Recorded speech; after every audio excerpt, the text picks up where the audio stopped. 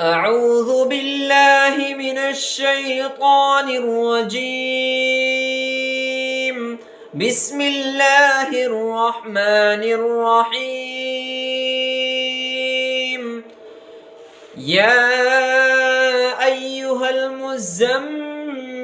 قم الليل إلا قليلا نصفه أو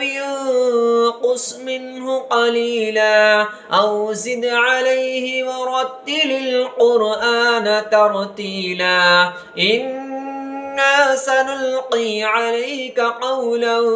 ثقيلا إن ناشئة الليل هي أشد وطئا وأقوم قيلا إن لك في النهار سبحا طويلا واذكر اسم ربك وتبتل إليه تبتيلا رب المشرق والمغرب لا إله إلا هو فاتخذه وكيلا واصبر على ما يقولون واهجرهم هجرا جميلا وذرني والمكذبين أولي النعمة ومهلهم قليلا إن لدينا أنكالا وجحيما وطعاما ذا غصة وعذابا أليما يوم ترجف الأرض والجبال وكانت الجبال كثيبا مهيلا إنا أرسلنا إليكم رسولا شاهدا عليكم كما أرسلنا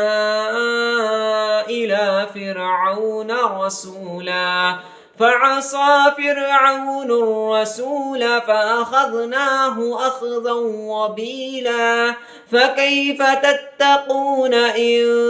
كفرتم يوما يجعل الولدان شيبا السماء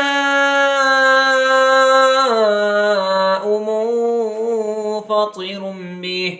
كان وعده مفعولا إن هذه تذكرة فمن شاء اتخذ إلى ربه سبيلا إن ربك يعلم أنك تقوم أدنى من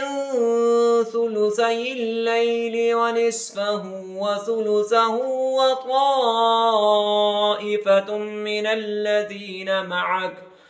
والله يقدر الليل والنهار علم أن لن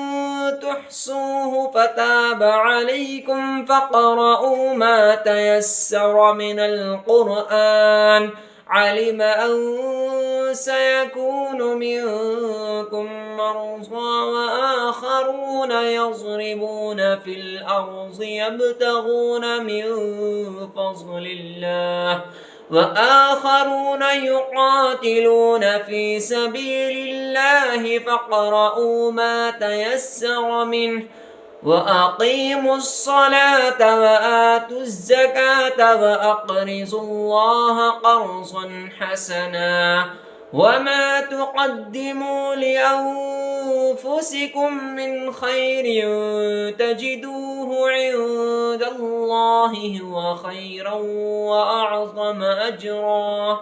واستغفروا الله إن الله غفور رحيم صدق الله العظيم.